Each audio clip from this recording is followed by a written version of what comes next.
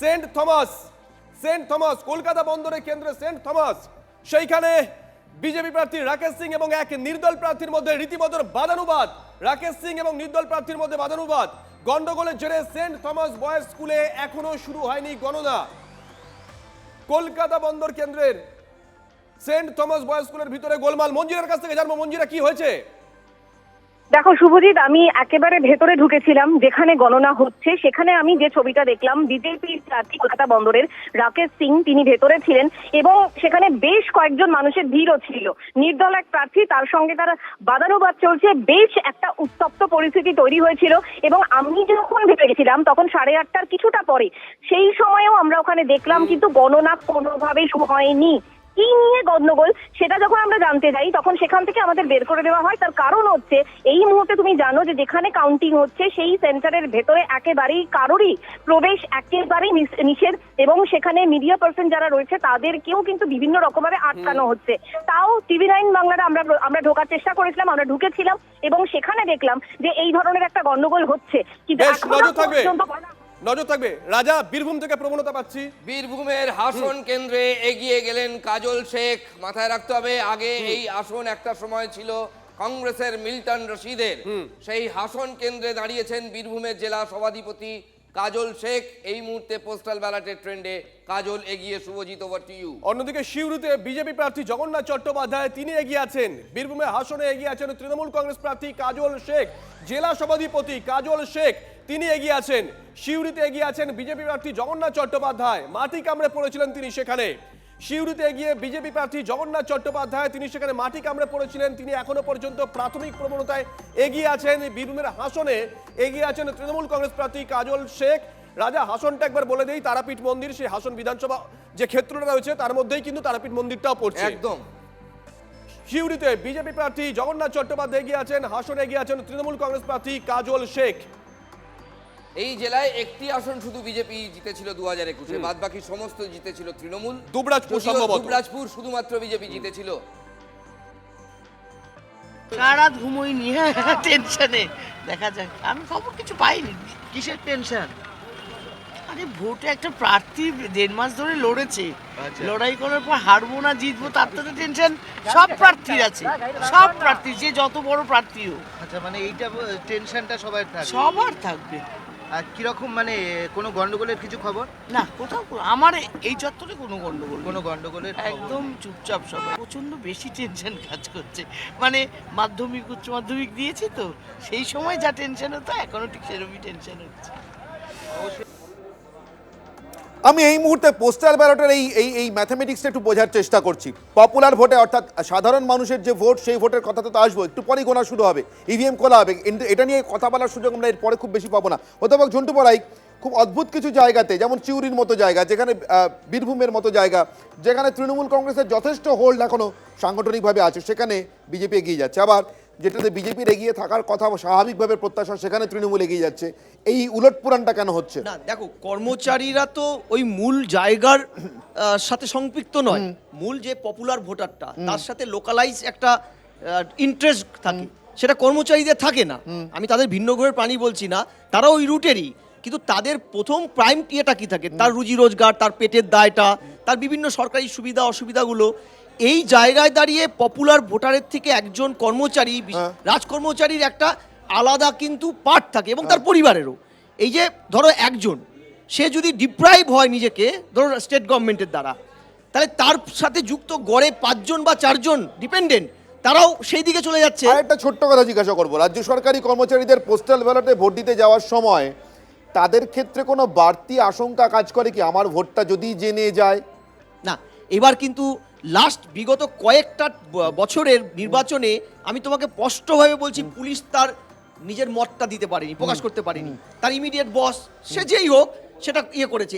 এমনকি এমনও অভিযোগ আছে, লাস্ট 24-এর নির্বাচনে বহু জায়গায় পোস্টাল ব্যালটে, এবং এবারও তোমরা নিজেরা কভার করেছো, যে পোস্টাল ব্যালট এমনভাবে দেওয়া হয়েছে, পোস্টাল ব্যালটটা কারা করছে, স্টেটের মেশিনারিজগুলো সেখানে এমনভাবে করছে যে যারা ভোট দিতে যাচ্ছে তারা ভয় পাচ্ছে যে তার নামটা বেরিয়ে আসবে। এই মুহূর্তে শুভজিতের কাছে যাবো। শুভজিতের কাছে অন্য স্টুডিও থেকে বড় আপডেট আছে। শুভজিৎ, নজর রাখবো একবার আমরা ইলেকশন ওয়ালের দিকে এই মুহূর্তের আপডেট। বহরমপুরে এগিয়ে আছেন অধীর চৌধুরী। বহরমপুরে অধীর চৌধুরী রবিনহুড বলে অনেকেই দাবি করে থাকেন, তিনি এগিয়ে আছেন। লালগোলায় গিয়ে কংগ্রেস প্রার্থী, লালগোলা সুতিতে এগিয়ে কংগ্রেস প্রার্থী, সুতি সেখানেও কংগ্রেস প্রার্থী এগিয়ে আছে। এখনো পর্যন্ত যে প্রবণতা পাচ্ছি আমরা, জঙ্গিপুরে সেখানে এগিয়ে আছেন বিজেপি প্রার্থী চিত্তরঞ্জন মুখোপাধ্যায়। এই মুহূর্তে পিছিয়ে পড়েছেন তৃণমূল কংগ্রেস প্রার্থী জাকির হোসেন, তিনি পিছিয়ে পড়েছেন। অন্যদিকে অধীর চৌধুরী তিনি এগিয়ে আছেন বহরমপুরে। অধীর চৌধুরী 3 দশক পরে বিধানসভা ভোটে কন্টেস্ট করছেন অধীর বাবু রাজা। অধীর রঞ্জন চৌধুরী বহরমপুর থেকে এগিয়ে, আপনাদের নিশ্চয়ই মনে থাকবে 30 বছর আগে নবগ্রাম কেন্দ্র থেকে তিনি বিধায়ক হয়েছিলেন। তখন প্রচারও করতে পারেননি, আম গাছে ক্যাসেট বেঁধে, আম গাছে মাইক বেঁধে প্রচার করেছিলেন। সেসব অতীতের কথা। 3 দশক পর অধীর রঞ্জন চৌধুরী আবার বিধানসভার লড়াইয়ে নেমেছেন। অধীর রঞ্জন চৌধুরী পোস্টাল ব্যালটের নিরিখে এই মুহূর্তে এগিয়ে। শুভ, next। পাশাপাশি কোচবিহারের দিকে নজর রাখবো রাজা। কোচবিহার থেকে উত্তরবঙ্গ, কোচবিহার থেকে কোচবিহারের তৃণমূলের থেকে অনেক এগিয়ে আছে বিজেপি। কোচবিহারে তৃণমূলের থেকে অনেকটাই এগিয়ে আছে বিজেপি। আপনাদেরকে দেখাচ্ছিলাম আসন ধরে ধরে। মেকলিগঞ্জ পিছিয়ে পড়েছেন তৃণমূল কংগ্রেস প্রার্থী পরেশ অধিকারী বাম রাজনীতি করতেন, পরবর্তীতে তৃণমূল কংগ্রেস, তার মেয়ে চাকরি চলে যায়। জানি না এই সব কোন রকম কোন এফেক্ট পড়েছে কিনা পরেশ নির্বাচনে। অধিকারীর টিকিটটাও কিন্তু বিতর্কিত, এটা নিয়ে অনেক বিতর্ক একদমই হয়েছে। তাই। দুর্নীতিতে যুক্ত বলে অভিযোগ ছিল, তাও টিকিট পেয়েছেন পরেশ বাবু। মাথাভাঙায় বিজেপি প্রার্থী নিশীথ প্রামাণিক, প্রাক্তন কেন্দ্রীয় প্রতিমন্ত্রী, আসন বদল হচ্ছে। দিনহাটা থেকে কন্টেস্ট করেছিলেন 2021-এ, মাথাভাঙায় পাঠানো হয়েছে। মাথাভাঙায় নিশীথ এগিয়ে আছেন। মেকলিগঞ্জ পিছিয়ে পড়েছেন তৃণমূল কংগ্রেস প্রার্থী। মেকলিগঞ্জে তৃণমূল কংগ্রেস প্রার্থী পিছিয়ে পড়েছেন। অনেকগুলো আসনে কোচবিহারে এগিয়ে আছে বিজেপি। যে খবর পাচ্ছি আমরা, মেকলিগঞ্জে তৃণমূল কংগ্রেস প্রার্থী পরেশ অধিকারী তিনি পিছিয়ে পড়েছেন। অনেকটাই এগিয়ে আছে বিজেপি। কোচবিহারে যে খবর পাচ্ছি আমরা, পরেশ অধিকারী তিনি পিছিয়ে আছেন। তার মেয়ে চাকরি গেছিল, তাকে টিকিট দেওয়া নিয়ে বিতর্ক তৈরি হয়েছিল। আবারও মুর্শিদাবাদে বহরমপুর অধীর চৌধুরী এগিয়ে আছেন। লালগোলায় কংগ্রেস প্রার্থী এগিয়ে আছেন। পরপর মুর্শিদাবাদের প্রবণতাগুলো আসছে, আপনাদেরকে আমরা দেখাচ্ছি। সুতিতে এগিয়ে আছেন কংগ্রেস প্রার্থী, সুতি সেখানেও কংগ্রেস প্রার্থী এগিয়ে আছেন। মুর্শিদাবাদে আরো একটা কেন্দ্র জঙ্গিপুর, সেখানে বিজেপি প্রার্থী চিত্তরঞ্জন মুখোপাধ্যায় এগিয়ে আছেন। জঙ্গিপুরে বিজেপি প্রার্থী এগিয়ে আছেন। পিছিয়ে পড়েছেন তৃণমূল কংগ্রেস প্রার্থী জাকির হোসেন। রাজা, মুর্শিদাবাদ 25 সেকেন্ডে একটা করে আপডেট আসছে, আমরা আপডেট দিচ্ছি রাজা। এবং এই মুর্শিদাবাদ জেলা আপডেট তো দিচ্ছি বটেই। দেখুন, এই মুর্শিদাবাদ জেলা শামশেরগঞ্জে যে ঘটনা ঘটেছিল, তারপর একটা প্রবল রেখাপাত করেছিল গোটা পশ্চিমবাংলার মানুষের মনে, পশ্চিমবঙ্গবাসীর মনে। তার ফলে মুর্শিদাবাদে এবার সংখ্যালঘু ভোট তৃণমূলের অটুট থাকবে না, এই দাবি প্রথম থেকেই করে আসছিল কংগ্রেস, এবং এই একই দাবি বিজেপিরও। দেখা যাক, সুতিতে এগিয়ে কংগ্রেস এই মুহূর্তে পোস্টাল ব্যালটে, জঙ্গিপুরে এগিয়ে বিজেপি প্রার্থী চিত্তরঞ্জন মুখোপাধ্যায়, এবং বহরমপুরে এগিয়ে অধীর রঞ্জন চৌধুরী, তার প্রতিপক্ষ নাড়ুগোপাল মুখোপাধ্যায়। আমরা দৈরত দেখেছিলাম প্রচারের সময় রীতিমতন। কোচবিহার তৃণমূলের থেকে অনেকটা এগিয়ে আছে বিজেপি। রাজা, কোচবিহারের দিকে নজর রাখি। মেকলিগঞ্জ সেখানে এগিয়ে গেলেন এবার তৃণমূল কংগ্রেস প্রার্থী। মেকলিগঞ্জে পিছিয়ে পড়লেন বিজেপি প্রার্থী দধিরাম রায় পিছিয়ে পড়েছেন, একটু আগে এগিয়েছিলেন। মাথাভাঙায় এগিয়ে আছেন সকাল থেকেই বিজেপি প্রার্থী নিশীথ প্রামাণিক। আসন বদল হচ্ছে, দিনহাটা থেকে কন্টেস্ট করেছিলেন, তাকে দল এবার মাথাভাঙায় পাঠিয়েছে। মাথাভাঙায় আমি পৌঁছে গেছিলাম। নিশীথ প্রথম দিন থেকে দেখিয়েছিলেন তিনি আত্মবিশ্বাসী। শীতলকুচিতে এগিয়ে বিজেপি প্রার্থী, শীতলকুচি বিজেপি প্রার্থী এগিয়ে আছে সেখানে। কোচবিহারের তৃণমূলের থেকে অনেকটাই এগিয়ে বিজেপি, এখনো পর্যন্ত প্রাথমিক প্রবণতা এটাই। মেকলিগঞ্জ এগিয়ে গেলেন তৃণমূল কংগ্রেস প্রার্থী পরেশ অধিকারী। প্রথমে তিনি পিছিয়ে ছিলেন, তারপরে তিনি এগিয়ে গেলেন। মেকলিগঞ্জে পিছিয়ে পড়লেন বিজেপি প্রার্থী দধিরাম রায়। মেকলিগঞ্জে তিনি পিছিয়ে পড়েছেন। মেকলিগঞ্জ 2021-এ তৃণমূল কংগ্রেসের কিন্তু মেকলিগঞ্জে হাড্ডাহাড্ডি হচ্ছে। একদমই তাই। মাথাভাঙায় অনেকটাই এগিয়ে গেলেন নিশীথ, মাথাভাঙায় পিছিয়ে পড়লেন তৃণমূল কংগ্রেস প্রার্থী। শীতলকুচিতে এগিয়ে বিজেপি প্রার্থী। আমরা গোটা উত্তরবঙ্গ চষে ফেলেছিলাম, কোচবিহারে গেছিলাম। কোচবিহারে একের পর এক প্রবণতা এই মুহূর্তে তুলে ধরছি আমরা। তৃণমূলের থেকে অনেকটাই এগিয়ে আছে বিজেপি কোচবিহারে। মেকলিগঞ্জে এগিয়ে গেলেন তৃণমূল কংগ্রেস প্রার্থী পরেশ অধিকারী। তার মেয়ের চাকরি যায়, নিয়োগ দুর্নীতির অভিযোগ ওঠে, তাকে যখন টিকিট দেওয়া হয় তা নিয়েও চর্চা হয়। কোচবিহারের দিকে নজর রাখছি, তৃণমূলের থেকে অনেকটাই এগিয়ে সেখানে বিজেপি। মেকলিগঞ্জে দিনহাটা উদয়নগো পিছিয়ে গেলেন, যে খবর পাচ্ছি আমরা। দিনহাটা অজয় রায় কন্টেস্ট করছেন উদয়ন গুহর বিরুদ্ধে বিজেপির। উদয়ন গুহ উত্তরবঙ্গ উন্নয়ন মন্ত্রী, যে খবর পাচ্ছি আমরা, তিনি পিছিয়ে গেছেন। শুভজিৎ, দর্শকদের একটা কথা মনে করিয়ে দিই, উদয়ন গুহর যে রেকর্ড মার্জিনে জিতেছেন রাজ্যে এখনো পর্যন্ত এত ভোটে কোনো উপনির্বাচনে কোনো কালে কেউ জেতেননি। 1,68,000, আমার যতদূর মনে পড়ছে, আমার হাতে ফাইল আছে, 1,64,000 এহেন উদয়ন গুহ দিনহাটায় পোস্টাল ব্যালটে এই মুহূর্তে পিছিয়ে পড়েছেন। এই মুহূর্তে যে খবরটা নিয়ে বিশ্লেষণে যাব, অধ্যাপক ঝন্টু বড়াইক, আপনার কাছে আমার প্রশ্ন। হুমায়ুন কবির এখনো পর্যন্ত দুটো আসনেই পোস্টাল ব্যালটে এগিয়ে। আমি বারবার বলছি, আমাদের দর্শকদের জন্য জানিয়ে রাখছি, এই প্রাথমিক প্রবণতা কিন্তু পোস্টাল ব্যালটের, কিন্তু খুব ইন্টারেস্টিং না হুমায়ুন কবির পোস্টাল ব্যালটে এগিয়ে?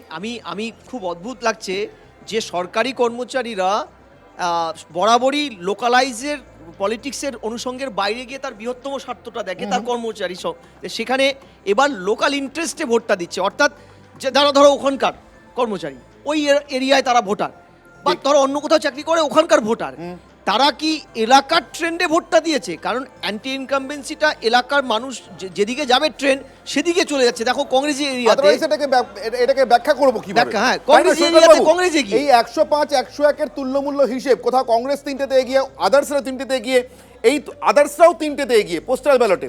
এই তুল্যমূল্য হিসেবটাকে আদারওয়াইজ কি করে ব্যাখ্যা করবো? অন্য কোনো ব্যাখ্যা?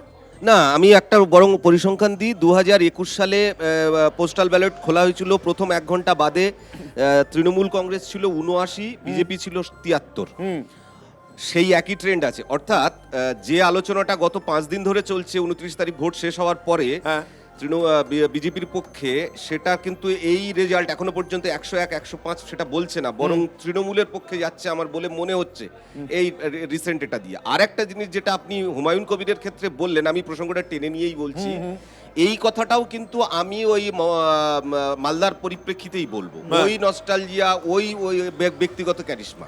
হুমায়ুন কবির ওখানে কিন্তু ব্যক্তিগত ক্যারিশমা থেকে, তাহলে সরকারি কর্মচারীদেরও একটা লোকালাইজড প্রবণতাদের আমি একদম একমত যে এইখানে সরকারি কর্মচারীরা দুটো জিনিস দেখার কথা। একটা হচ্ছে আমার পাওনা গন্ডা পাই কিনা, আমি সেই জায়গাতে সে পিছিয়ে আছে। আবার এলাকার রাজনীতির সমীকরণটাও দেখছেন, আবার এলাকার রাজনীতির সমীকরণ। ফলে সরকারি কর্মচারীদের ভোট শুধুমাত্র সরকারের বিরুদ্ধে ক্ষোভ, বিক্ষোভ বা সরকারের প্রতি সন্তুষ্টির প্রতীক নাও হতে পারে এই নির্বাচনে। শুভ অনির্বাণ, এই মুহূর্তে একটা আপডেট জানাবো দর্শকদের। কাটোয়া, মঙ্গলকোট এবং কেতুগ্রাম পোস্টাল ব্যালটে এই মুহূর্তে 3 জায়গাতেই এগিয়ে আছে তৃণমূল কংগ্রেস। কাটোয়ায় রবি চাটুর্যের রবীন্দ্রনাথ চট্টোপাধ্যায় এবং শাহনওয়াজ, তিনি দাঁড়িয়েছেন কেতুগ্রাম থেকে, তিনি আগেও এমএলএ ছিলেন সেখানে, এবং মঙ্গলকোটও তৃণমূলের হাতেই ছিল। 3 জায়গাতেই এই মুহূর্তে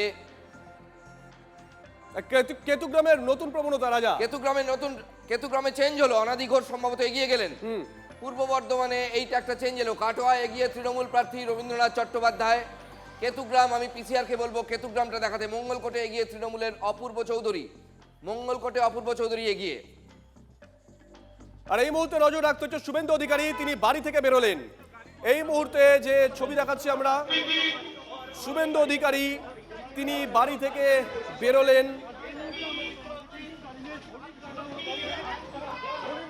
নটার ঠিক আগে, 8 মিনিট আগে শুভেন্দু অধিকারী তিনি বাড়ি থেকে বেরোলেন।